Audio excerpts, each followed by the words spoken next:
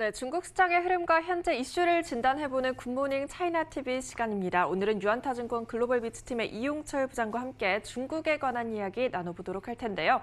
새해 첫날부터 중국이 이제 지준율 인하를 발표하면서 관심이 굉장히 뜨거웠잖아요. 지금까지 평가는 좀 어떤가요?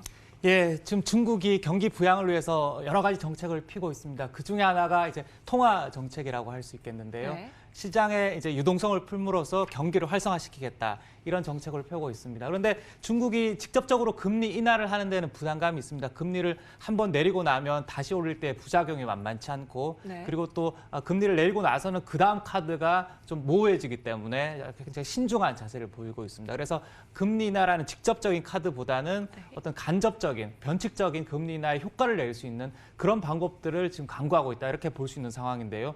2020년 새해 들자마자 중국인민은행이 지준율 인하라는 전격적인 카드를 내밀었습니다. 이번에 금융기관의 지급 준비율을 0.5%포인트 인하를 하면서 네. 시장에는 8천억 위안, 그리고 우리 돈으로 133조 원에 해당되는 유동성을 공급하는 효과를 이제 낼 수 있도록 그렇게 지금 전격적으로 조치를 취했습니다. 또한 이번에 은행의 그 자금 원가를 150억 위안 낮춰서 은행이 이제 사회 금융의 그 실질적인 비용을 그러니까 금융 비용을 낮춰가지고 중소기업들의 대출 비용을 좀 인하하는 효과를 낼 수 있도록 그렇게 했습니다. 이전에 이제 작년 말이죠. 리커창 중국 총리가 청두은행을 이제 시찰을 하면서 재융자와 재할인 한도를 확대하겠다 이런 조치를 검토한다고 얘기를 했었고 네. 그래서 이를 통해서 실질 금리와 금융 비용을 낮추는 방법을 연구하겠다라고 말하면서 지준율 인하를 시사를 했었거든요. 근데 이번에 이제 이런 지준율 인하는 시장의 기대에 부응한다 이렇게 이제 얘기를 할 수 있겠습니다.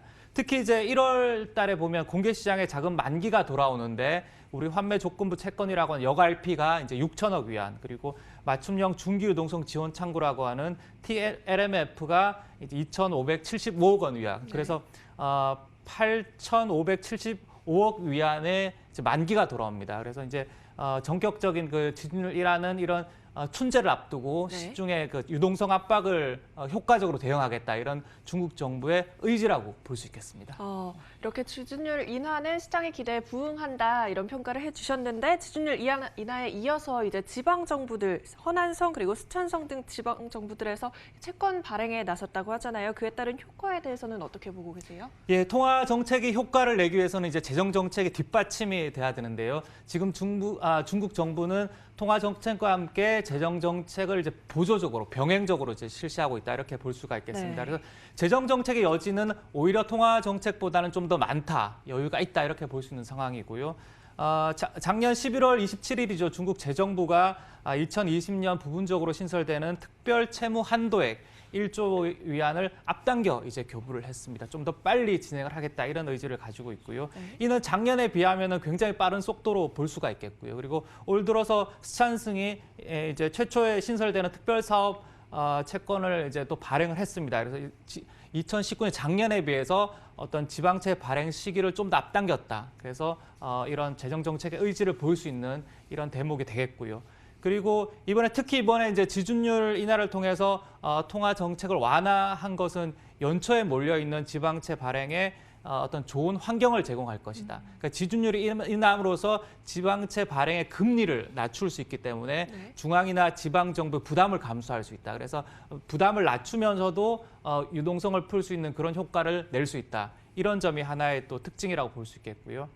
특히 이제 작년에 인민은행이 정례회를 하는데 분기마다 4분기에 인민은행 정례회의 때 어떤 표현이 좀 더 주목할 표현이 있습니다. 3분기에는 거시경제, 중국 거시경제에 대한 표현을 고속성장세에 대한 초보적 억제. 그러니까 고속성장을 좀 더 억제하면서 초보적으로 단계를 하겠다는데 4분기에서는 거시경제의 기본적 안정이라고 표현을 좀 조정을 했습니다. 이런 의미가 있죠. 그래서 최근에 경제나 금융 환경이 안정될 것이라는 그런 상황에서는 어떤 통화 정책은 과감한 어떤 그 자금 투입이 아니라 균형과 어떤 조정을 통한 역주기 조절이라고 표현을 하는데 이런 도구를 활용하는 쪽으로 갈 가능성이 높다 이렇게 볼 수 있는 상황입니다. 네, 이런 통화 정책의 변화, 이런 조정이 어떤 효과를 가져올지 그리고 어떤 산업들이 좀 수혜를 볼 수 있을지가 궁금한데요.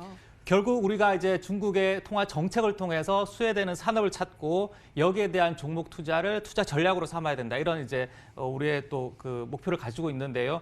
2019년 중국인민은행이 이제 두 차례에서 전격적으로 금리 인하를 했었죠. 1.5%포인트를 인하를 했고, 네. 그리고 일부 중소기업에 대해서 세 차례에 걸쳐서 지준율 인하를 했고, 그리고 여러 차례, 수차례에 걸쳐서 중기 유동성 지원 창구나 또는 LPR이라고 하는 대출 우대 금리를 인하를 함으로써 이제 변칙적으로 금리 인하를 단행을 했습니다.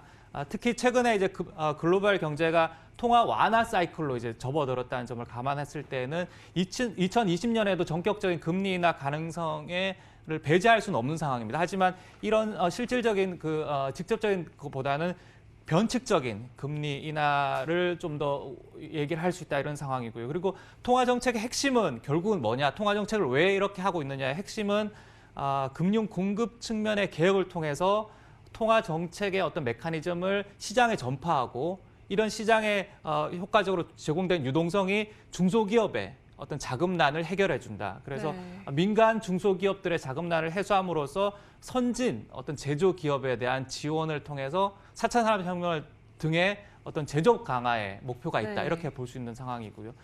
특히 이제 중국 국무원은 중소기업 대출 원가를 0.5%포인트 더 인하라고 시중은행에 요구를 했습니다. 요청을 했습니다. 그래서 시중은행은 어떤 정책을 호응하는 차원에서 5개의 국유기업이 이번에 그 원가를 추가적으로 인하하겠다. 이런 기조를 또 발표를 한 바가 있습니다.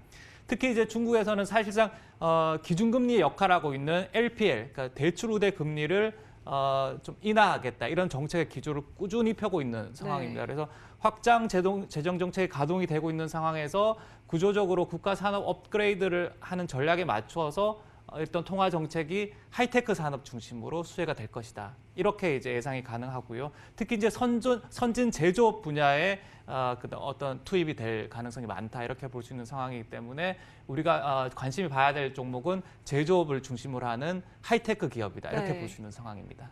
네, 4차 산업혁명을 이끌어 나갈 이런 하이테크 기업들, 제조업 분야의 수혜가 갈 것이다라고 보셨는데 그중에서도 이제 어떤 종목들이 있을지 좀 짚어주세요. 예, 오늘 이 시간에는 두 가지 종목을 말씀을 드릴 텐데요. 네.